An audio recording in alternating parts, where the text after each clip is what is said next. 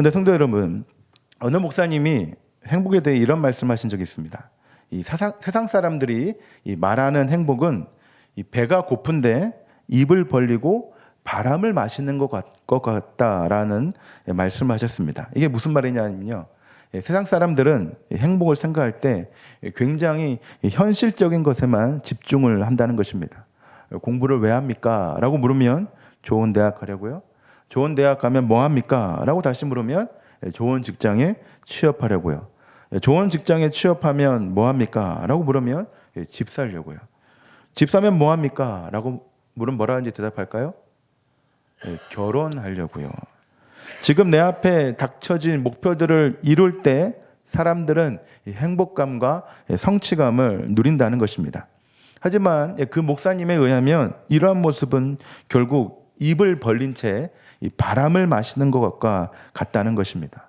이게 얼마나 어리석은 일입니까?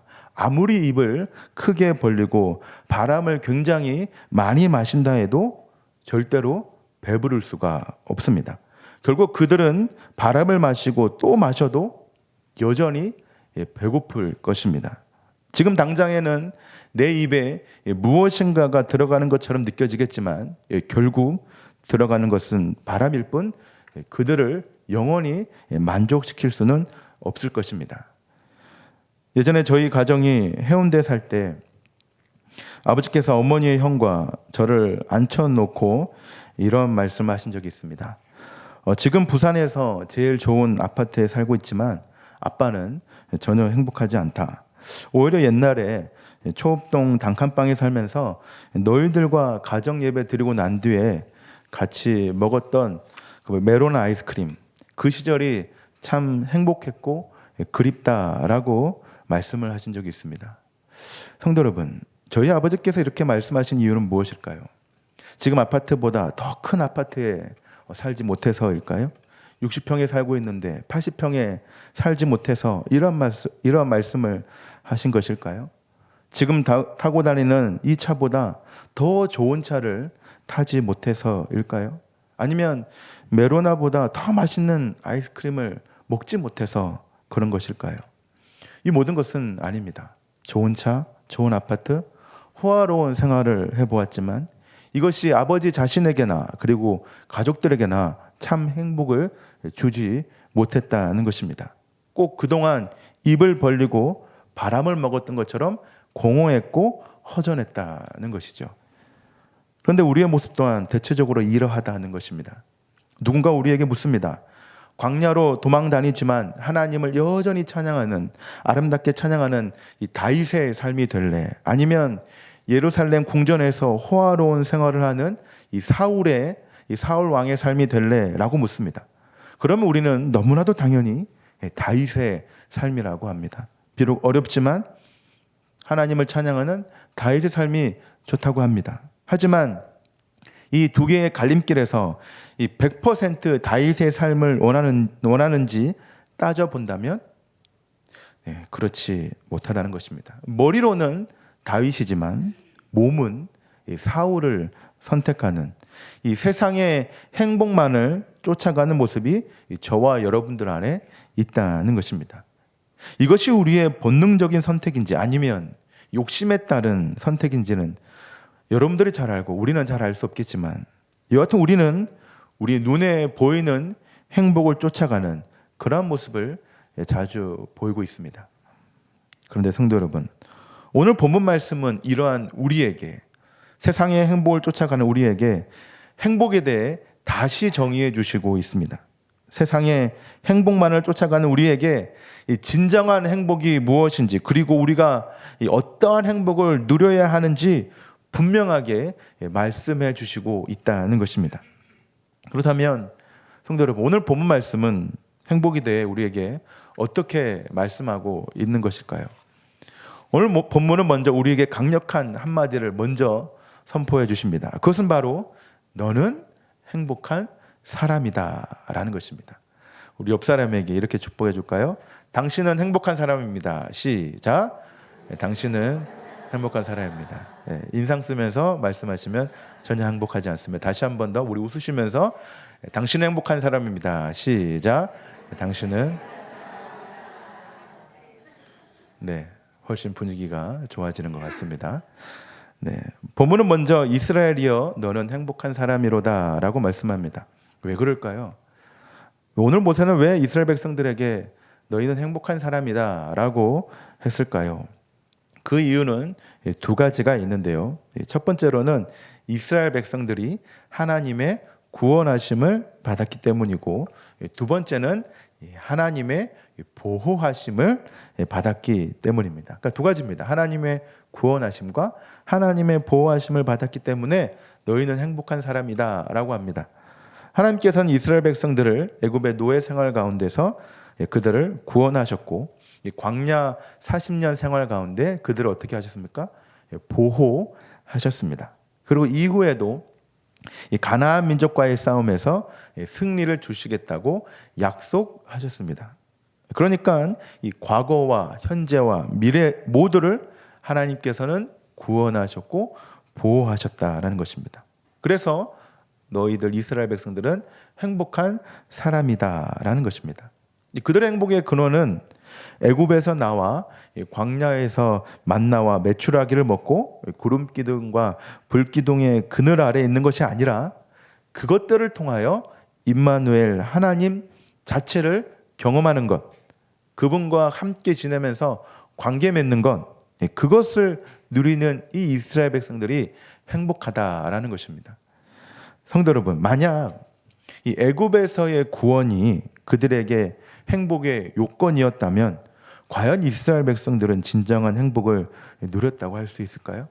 바꿔보면요, 우리의 상황으로 바꿔보면요, 만약 우리의 일들이, 여러분들의 일들이 잘 풀린 것이, 잘 해결되는 것이 이 행복이라고 한다면 우리는 진정한 행복을 누릴 수 있었다 할 수 있을까요?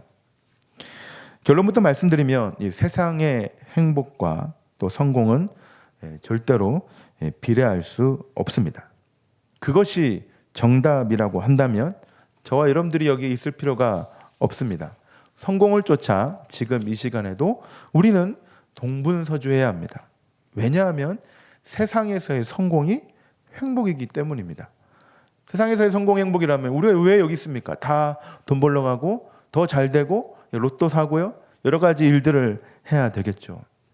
하지만 우리는 분명히 명심해야 합니다. 우리에게 주어진 현실에서의 성공과 나아짐이 행복이 아니라 지금 내가 누구로부터 만족을 얻고 감사를 하고 있는가, 내가 무엇에 소망을 두고 희망을 두고 있는가, 그러한 물음에 우리는 답을 찾아야 하고 거기서 우리는 행복을 발견할 수 있다는 것입니다. 좀 저희 얘기가 좀 많이 하는데요. 저에게는 학교에 대한 두 개의 상처가 있습니다. 첫 번째는 저희 아버지의 사업이 이제 부도가 나서 제가 초등학교를 제때 나오지 못해 초등학교 졸업장이 없다는 것입니다. 그래서 저는 초등학교 검정고시를 쳤고 초등학교 졸업장이 있는 것이 아니라 초등과정 합격증이 있습니다. 그리고 그러다 보니 자연스럽게 중학교를 1년 늦게 들어가게 되었고 저보다 1살 어린 동생들과 중고등학교 생활을 하게 되었습니다. 애들이 얼마나 짓궂냐면요, 저희 이제 교탁일에 보면 출석부가 초록색 출석부가 있습니다. 거기 왜 그런지 모르겠지만 이름 옆에 생년월일이 있습니다.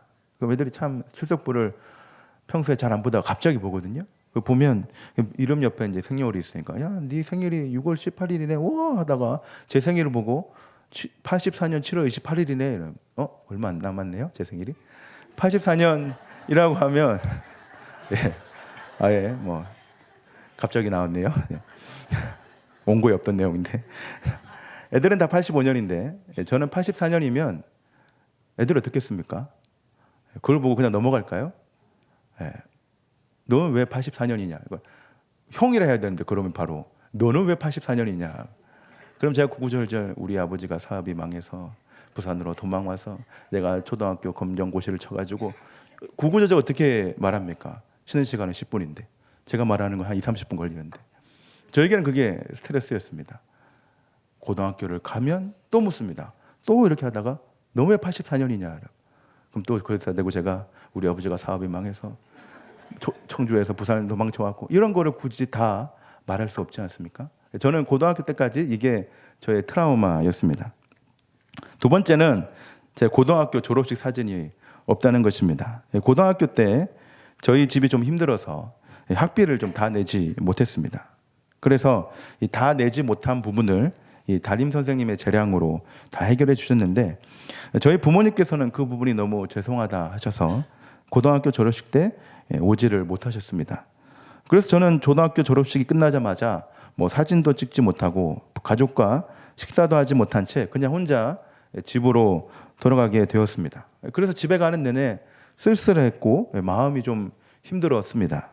무엇인가 나 혼자 졸업식을 못한 것 같고 텅 비고 허전함만 가득했습니다. 그래서 기뻐해야 할 고등학교 졸업식이 참으로 기억하고 싶지 않은 그런 날이 되었습니다. 성도 여러분, 지금은 이게 별거 아니지만 이 두 가지의 사건은 저의 예민한 청소년 시기에 굉장히 큰 상처였고 트라우마였습니다. 그래서 이러한 사실을 드러내기보다는 숨기고 싶었고 누구에게든지 말하는 것을 꺼려했습니다. 꼭 숨기고 싶은 과거들이었습니다. 하지만 그 이후에 하나님께서는 저를 많은 사람들의 도움과 훈련으로 다듬어 주셨습니다. 그리고 이러한 상처에서 자유하게 해주셨습니다. 말로 다 알 수 없는 현실과 과거들이 저의 기억 속에서 없어진 것은 아니었지만 저는 하나님으로 조금씩 만족하게 되었고 하늘에 계신 하늘 아버지를 바라보게 되었습니다. 오직 나의 소망과 만족이 하나님께 있을 때 가장 행복한 삶이라는 것을 그 이후에 알게 되었습니다. 그러고 나니 그 이후부터 지금까지 이러한 이야기는 저에게 부끄러움이나 창피가 되지 않습니다. 제가 부끄러워 보입니까? 창피해 보입니까? 네. 그리고 이러한 일들로 인하여 이제 부모님을 원망하거나 불평하지 않습니다. 왜냐하면 이러한 아픔과 슬픔 속에서 여전히 저를 보호하시고 구원으로 이끄시는 하나님을 느낄 수 있기 때문입니다. 그래서 저는 이 모든 것이 하나님으로 말미암았다는 사실에 참 감사하고 참 행복합니다. 그리고 이 모든 경험들이 목사로서 또 참 좋은 경험이었다는 사실에 이 또한 감사합니다. 목사들 중에 검정고시 친 목사 많이 없거든요. 아버지 사업 보도난 사람은 조금 있는데 고등학교 졸업식 사진 찍지 못한 목사 많이 없거든요. 저는 이게 굉장히 큰 재산이고 달란트입니다. 그런데 성도 여러분, 오늘 어떻게 보면 이스라엘에게도 애굽에서의 생활은 상처이고 아픔이지 않았을까요? 이 정상적인 삶이 아닌 노예로서의 삶을 살았기 때문에 이 애굽에서의 모든 삶은 그들의 씻을 수 없는 고통이지 않았을까요? 하지만 이러한 고통과 아픔의 시간이 그들의 발목, 이스라엘의 발목을 잡지 못한 것은 그러한 가운데서 여전히 그들의 고통의 소리를 들으시고 기억하신 하나님이 함께 계셨기에 그들의 상처는 그들을 붙잡지 못했다는 것입니다. 오히려 하나님께서 그들을 붙잡았다는 것이죠. 그래서 출애굽기 2장 24절부터 25절에 이러한 말씀이 있습니다. 하나님이 그들의 고통의 소리를 들으시고 하나님이 아브라함과 이삭과 야곱에게 세운 그의 언약을 기억하사 하나님이 이스라엘 자손을 돌보셨고 하나님이 그들을 기억하셨더라. 사랑하는 성도 여러분, 우리 모두는 참 다양한 모습으로 슬픔과 아픔들을 겪고 있습니다. 아마 저와 여러분들의 삶 또한 인간극장을 찍어도 충분한 분량과 감동적인 이야기들로 가득할 것입니다. 하지만 그러한 슬픔과 아픔 속에서 우리가 갇혀 산다면 과연 저와 여러분들의 인생은 어떻게 될까요? 말 그대로 피폐해지고 주저앉는 그러한 삶을 살지 않겠습니까? 하지만 우리 하나님께서는 여전히 우리 고통의 소리를 들으시고 우리를 기억하십니다. 그리고 우리에게 이렇게 말씀하십니다. 아무개여 또 누구누구여 너는 행복한 사람이로다 라고 제가 말하는 게 아니라 하나님께서 여러분들에게 말씀하십니다. 왜 그렇습니까? 하나님께서 저와 여러분들을 구원하셨고 지금 이후에도 보호하고 계시기 때문입니다. 그리고 그것으로 인하여 우리가 만족하기 때문에 우리는 굉장히 행복한 사람입니다. 여러분, 이것을 믿으셔야 합니다. 저와 여러분들은 이 세상에서 가장 행복한 사람, 이 세상에서 제일 축복을 많이 받은 사람입니다. 수억, 수십억 원이 아니라 오늘도 어려운 인생의 끝자락에서 이 복된 순간을 보내며 하나님으로 말미암아 은혜를 누린다면 저와 여러분들은 행복한 사람인 것입니다. 그런데 성도 여러분, 우리가 이러한 행복을 누리지 못하는 경우를 잠시 생각해 보면요, 우리 안에 어떠한 문제가 생겼을 때 이러한 행복을 누리지 못하는 것 같습니다. 그 문제는 바로 이 염려라는 것입니다. 염려는 세상이 주는 현실을 바라보게 합니다. 당장 내 앞에 놓여진 저 큰 풍랑을 보며 위기감을 느끼게 합니다. 참 염려에 대한 참 유명한 예화인데요, 이 항공 운항이 시작된 초반에 일어난 일입니다. 한 조종사가 비행을 하는데 이 기내에 있는 쥐가 주요 케이블과 조종 장치를 막 갉아먹는 것이었습니다. 그리고 조종사 또한 쥐가 갉아먹는 이 소리를 듣게 되었습니다. 비행기는 이미 출발지로부터 2시간이나 날아왔고 다음 도착지까지는 최소 2시간의 비행이 더 필요했기 때문에 조종사는 좀 많이 당황했습니다. 하지만 일순간 당황했던 조종사는 이 쥐가 이 땅 위나 땅 밑에서는 살 수 있지만 하늘 높은 곳에서는 살 수 없다는 사실을 기억해냈습니다. 그래서 조종사는 즉각 고도를 높은 고도까지 또 치솟아 올라갔습니다. 그러자 쥐는 그 높은 고도에서 그만 죽고 말았습니다. 그리고 비행기는 2시간 후 활주로에 무사히 착륙하게 되었습니다. 그런데 성도 여러분, 이 염려라는 것이 꼭 쥐와 같다는 것입니다. 염려라는 쥐는 우리의 삶을 사정없이 갉아먹습니다. 고도를 조금 높이면 쉽게 해결될 일이지만 우리는 그러한 생각을 하지 못하고 그 자그마한 작디 작은 그 쥐 앞에, 그리고 그 작은 염려 앞에 우리의 모든 삶을 내어줍니다. 오늘 본문의 이스라엘 백성들도 동일하지 않았겠습니까? 오늘을 끝으로, 이 본문을 끝으로 이제 모세는 이스라엘과 함께하지 않습니다. 40년 동안 고운정, 미운정이 들었지만 그래도 의지할 수 있는 지도자는 모세 한 사람밖에 없었습니다. 그런데 그러한 모세가 이 자신들의 곁을 떠난다 했을 때 이들의 마음이 어떠했겠습니까? 이 불안과 염려가 거세게 몰아치지 않았겠습니까? 모세가 사라지면 그동안 먹었던 만나와 메추라기, 그리고 불기둥, 구름기둥은 사라지는 것은 아닐까? 저 가나안 땅에 들어가면 누가 우리의 지도자가 될까? 또 우리와 누가 싸워줄까라는 그런 기우와 염려들이 가득하지 않았겠습니까?